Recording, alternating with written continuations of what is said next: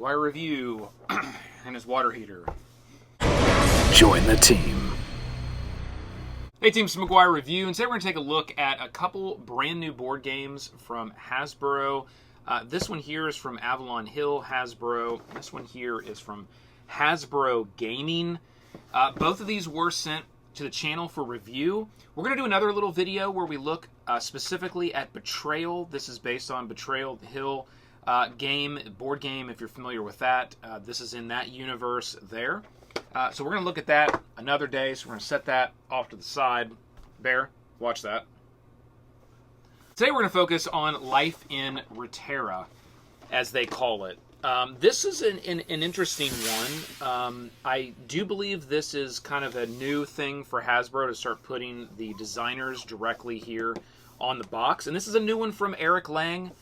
If you do know Eric Lang, he's fairly well known in the board game design space. He's got a number of games out there. We haven't seen a lot of new stuff recently from him, but this is a game here with Eric Lang and Ken Gruhl.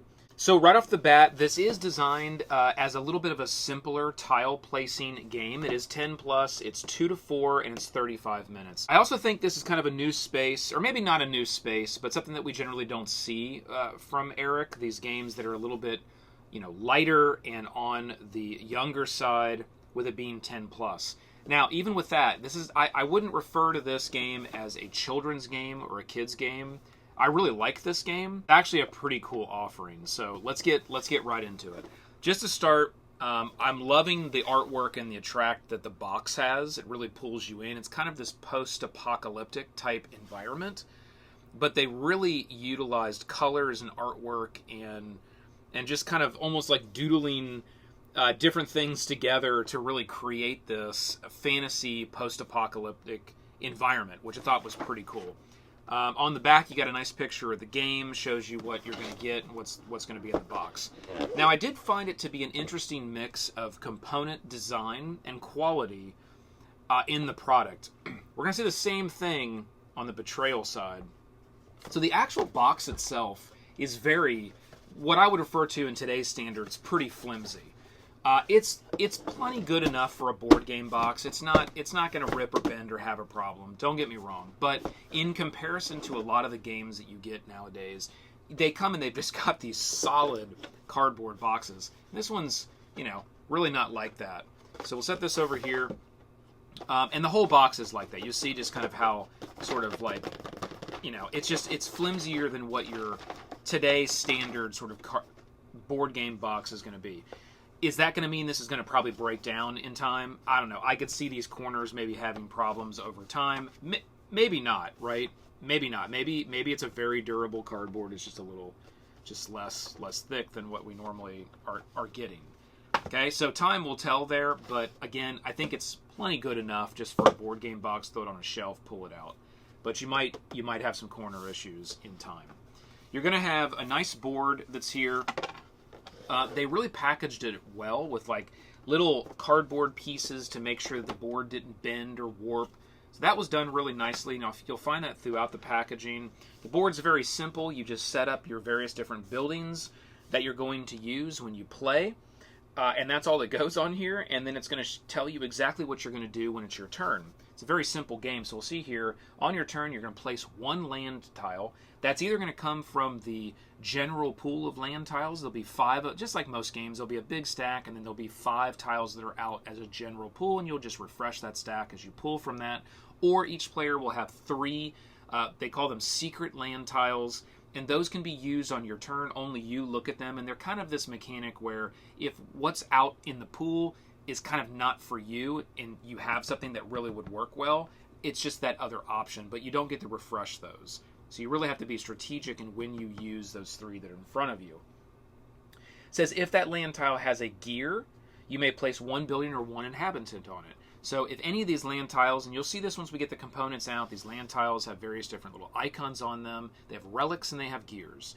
And if there's a gear symbol on there, and if you get the gear symbols in the right, style and they all have the same background and they're in the right shape that correspond to these buildings, then on your turn you can also take one of those buildings and you can place it there, and you'll get points at the end of the game, as well as those buildings have various different abilities and powers that play out as you're playing the game.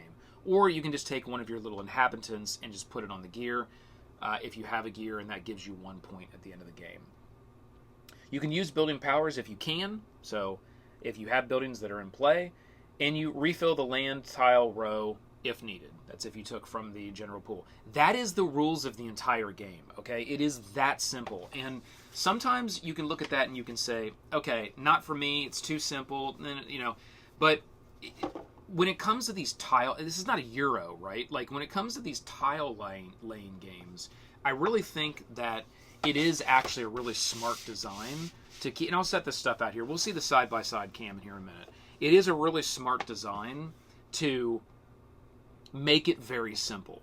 And in my opinion, because of its simplicity and because of the like crazy stacking combos that you can come up with in these sets when you're doing your buildings and you're laying out your little board, that's what the game really becomes about. And then it's fun. Then it's like, okay, it's your turn and you're focused on, it's like you're not overwhelmed with so many rules and so many things going on that you lose the fun of the game. You can just play this game over and over and over and over again. It's light, it's fun, it's beautiful, it's got a great aesthetic, and that's why I really like Life in Reterra. Let's keep going here with the components. Again, they continue to kind of stack these cardboard pieces in for nice support and organization. They just did such a great job with that. Look at the components. And it isn't like this is some kind of like Kickstarter edition of this game. This is just like the retail, go to the store and buy Life in Reterra. It comes with these little plastic trays that's got the nice high quality plastic tops, and these are serious. These are not chintzy at all. I mean, this is high-end stuff. It's not popping apart. It's really high-end stuff. And you'll see that there are 4 of them that you get in the base set. Now, 3 of them, and you'll orchestrate that, you'll organize this once you open it up. 3 of them are what they call the play sets. And one of them is just going to hold your scoreboard. Okay, there's a little scoreboard here that they give you, and it is double-sided. So there's plenty enough of these little score pads to be able to play a number of games. And then you'll find in the bottom here the only tokens or chits that you'll be using in the game. You'll have a junk token, and you'll have a relic token. And the relic token kind of looks like a little soccer ball.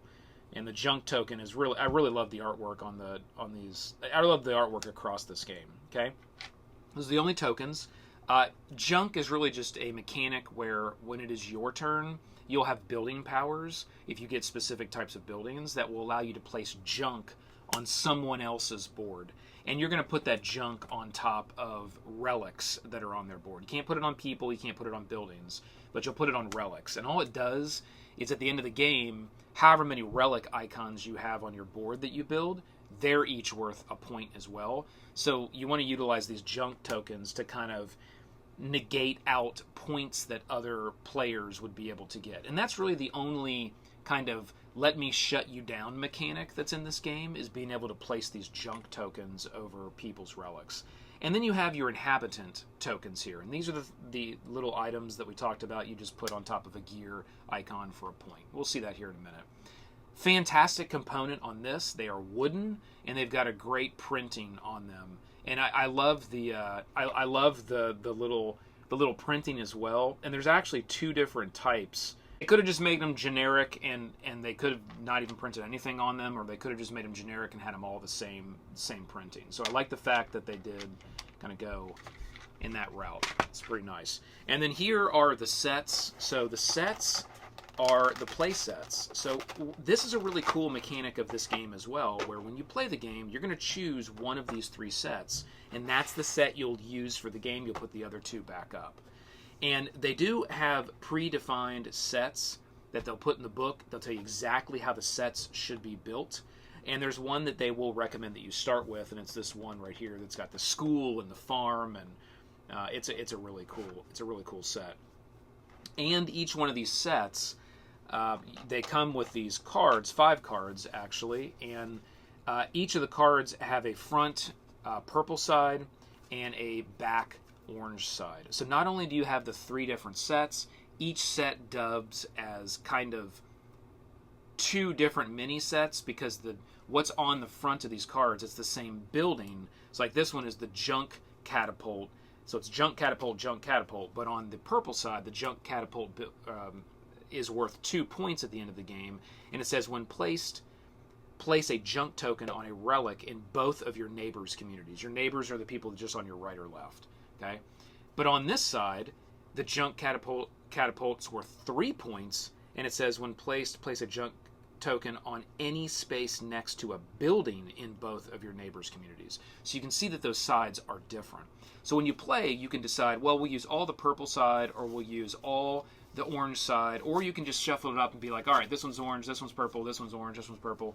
So you really have a lot of options every time you play, which offers an immense amount of replayability with this game.